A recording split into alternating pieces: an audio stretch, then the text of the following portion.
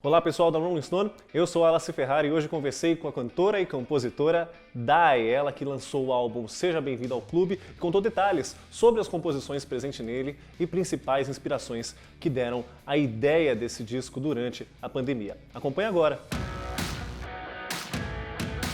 Estou aqui com Dai. Dai, muitíssimo obrigado por vir até aqui colar conosco em uma ocasião muito especial em que a Rolling Stones completou 15 anos recentemente. Recentemente ou não. E você foi uma das vozes escolhidas no projeto Novas Vozes, listado. Um plano super legal para estar lançando, não apenas lançando, mas projetando mais vozes na revista mais importante de música do mundo. Como você se sente em ter sido selecionada como uma dessas vozes?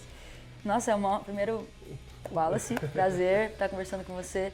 Mano, que loucura, é de uma honra sem tamanho, assim, é tipo uma validação de que a gente está fazendo uma coisa que é da hora, que além de ser da hora e que é duradoura, sabe? Porque, pô, é uma revista que tem tanto respeito e tanto respaldo, assim, então eu me sinto muito honrada. Pra mim é uma felicidade sem tamanho. Muito obrigada. Quem me escolheu aí, cada pessoa envolvida nessa escolha.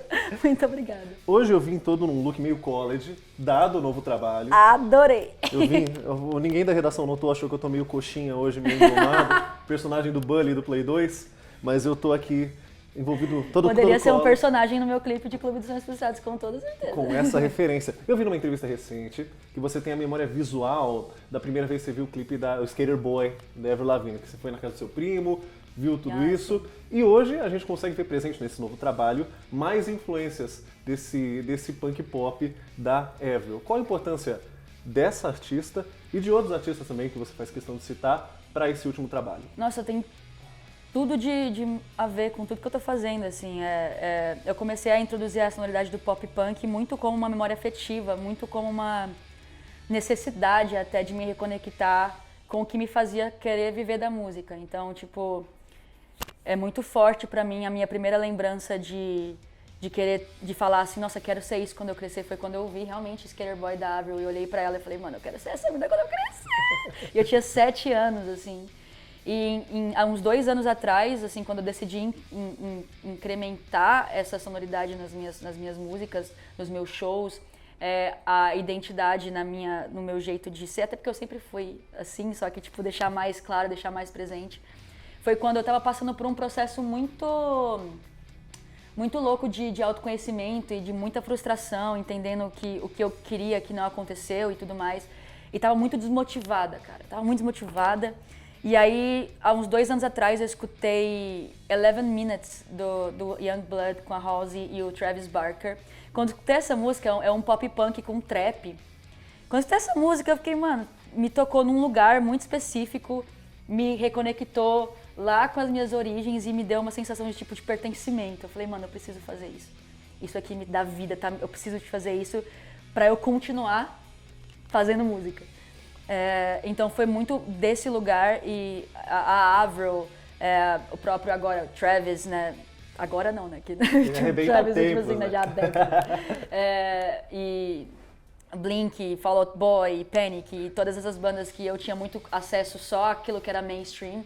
Eu nunca fui muito a pesquisadora, a nerd das músicas, o que tinha lá eu recebi, eu via, então eu fui muito dessa coisa da Avril, Green Day e Fall Out Boy, um pouco mais pra frente, principalmente Paramore também. Então toda essa galera moldou a minha personalidade, a minha identidade e principalmente a minha musicalidade também, além de outras referências também que aí vão se misturando e vai virando uma coisa que aí você tem que ouvir o disco da Dai. Monta essa artista já pronto, exatamente. Inclusive, você citou a projeção do mainstream para essas bandas, que também foram consideradas e se consideram em parte emo, é verdade? O emo, inclusive, esse disco poderia ser chamado de um emo pop justamente por esses fatores emocionais envolvidos com pegada rock, com rap, com todos esses fatores juntos.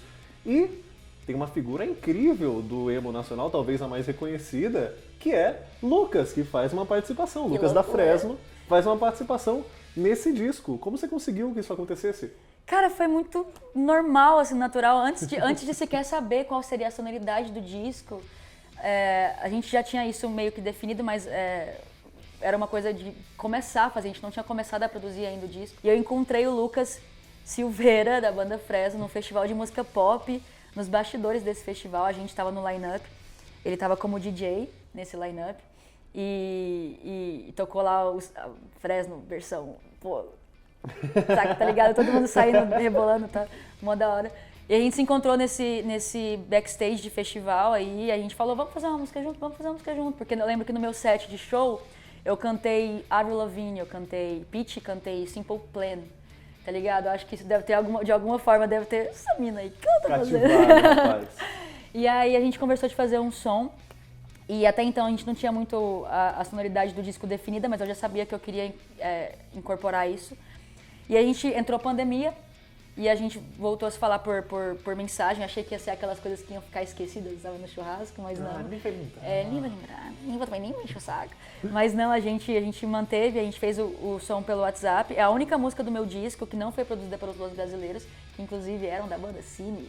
Eu gosto de falar, você tava falando agora, né, que tava tocando, fez as cores.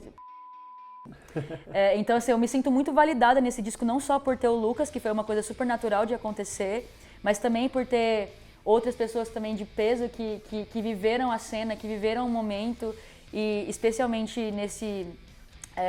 o Lucas, que veio muito do underground e ainda tá no rolê, ainda se mantém, isso é muito, muito da hora, ele é muito respeitado.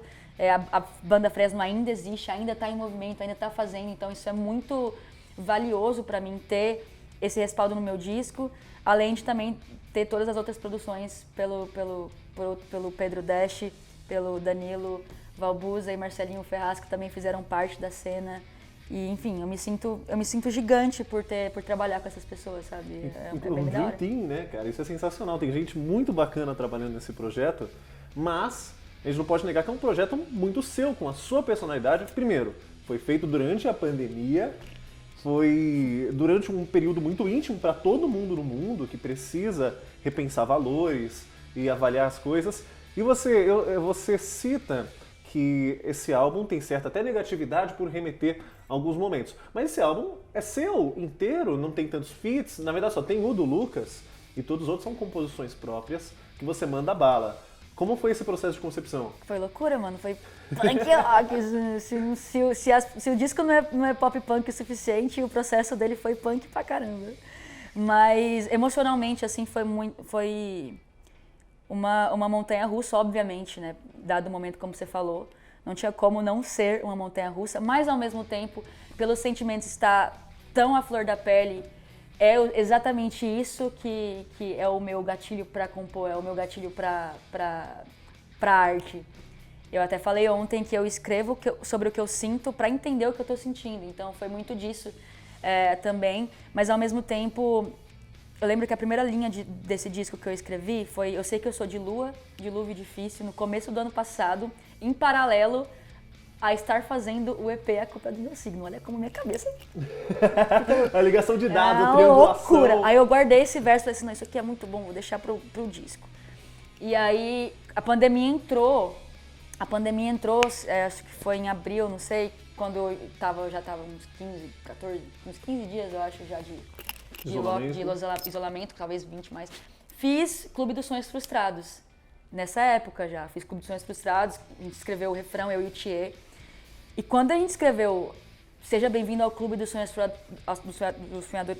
Seja Bem-vindo ao Clube dos Sonhadores Frustrados, a gente falou, mano, esse é o conceito do disco, é sobre isso que a gente vai falar.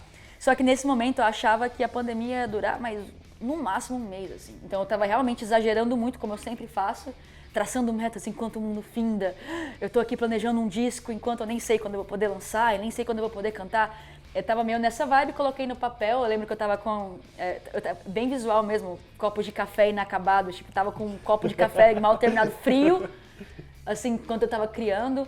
E eu comecei a criar esse cenário, Teto de Vidro Quebrado, que pra mim é uma referência, inclusive, da Pitty. Um clássico, Teto de Vidro, o primeiro, né? Teto de Vidro Quebrado, pra mim, simboliza uma pessoa imperfeita. É tipo uma pessoa imperfeita, todos nós somos. Então, tipo, teto de vidro quebrado, relógios não anti-horário, o tempo passa estranho, parece que o tempo não passa, mas ele passa muito rápido, mas ele não passa, mas ele passa muito rápido. E aí fica essa coisa, e copos de café inacabados para me ajudar na criatividade. E eu tô traçando metas enquanto o mundo tá acabando. E o conceito do disco nasceu daí. ao mesmo tempo com a minha necessidade de contar a história que eu vivi de uma forma muito artística, de uma forma quase lúdica, assim, romantizando muito, para ficar mais bonito, dramático, mais musical, mais artístico. Mais poético, mais né? poético. Sem dúvida. Então, assim, o que foi difícil, que eu falo que tem uma certa negatividade, é porque a carga emocional foi muito pesada, assim, foi muito pesada. Não foi... o processo de produzir os arranjos foi super divertido, só que ainda assim era super emocionante. Às vezes o Danilo tocava um bagulho e eu chorava, é isso mesmo, é esse, não é esse.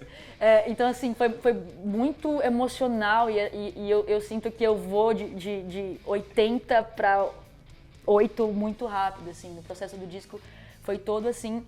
E aí, quando eu terminei o disco, eu ainda tava com a mentalidade meio pessimista, sabe? Tipo assim, a vida é isso, não passa disso, que bosta. A vida é bosta. Agora eu tô mais... Peguei o microfone aqui errado. Agora eu tô mais na fase, tipo assim, sim, a vida é isso, não passa disso, e não tem nada de errado com isso, então eu vou viver a vida que agora eu sei como ela é. E tipo, eu tô nessa vibe. Então, até quando a gente fez o release, pra falar que o disco tava mais pessimista do que o normal, hoje eu já enxergo ele de outra ótica, mas ao mesmo tempo eu entendo que ele não termina com um final, tipo... Tem um final, porque é uma história que as pessoas esperam, né? Já que é uma história, então tem um começo, né? O meio e um fim. E o disco, ele não tem um fim, ele termina tipo em reticências, porque a vida não acabou. Basicamente a vida não acabou e eu entendi que a vida é esse cair, esse levantar, esse ei, acertei, meu Deus, volta. E é esse eterno descobrir das coisas e eu comecei a enxergar agora isso como uma coisa mais... com uma ótica um pouco mais otimista, mas no processo, eu lembro que eu escrevi textos falando assim, minha vida é uma bosta, eu estou muito frustrada, mas estou lançando esse disco porque eu acredito em propósito. Mas não, esse disco, depois de lançado, assim, depois de ver como as pessoas receberam, depois de ver a experiência das pessoas com esse disco, eu fiquei, mano, real. Você compartilha a recepção com as pessoas e nota como é um trabalho íntimo, que você tira várias memórias e várias passagens da sua vida para a letra. Você nota, por um lado, imagino eu, que pessoas vão falar, poxa, eu vivi esse mesmo trampo. Então você vai ter uma identificação com o seu público e novo público. Exatamente, e é uma coisa tão louca, porque eu comecei escrevendo esse disco como se fosse a coisa mais pessoal e individual do universo. Que não ia nem sair. Não, tipo assim, como se eu estivesse contando, essa é a minha história, e tipo, eu tô contando a minha história, e eu vou compartilhar a minha história, e o que ela me fez, e como ela me fez sentir, e como ela me deixou...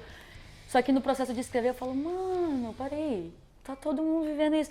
Todo mundo já viveu uma desilusão amorosa? Não diga. Né, tipo assim. Tá e eu tava ali romantizando todo aquele rolê como se daquele jeito só tivesse acontecido comigo.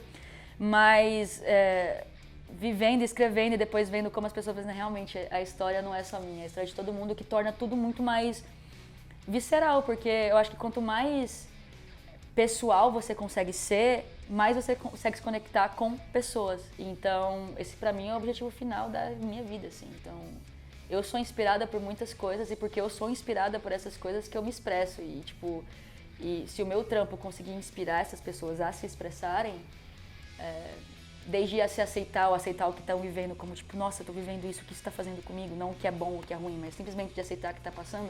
E elas fizerem isso com a minha música de trilha sonora e ajudando como outras músicas já me fizeram bastante vezes assim comigo, é o objetivo da vida, né, de qualquer artista. Então, acho que, olhando agora para um lado bem mais otimista, eu tô, da hora esse disco. Veio o saldo do disco, Sim, né? exato, muito bom.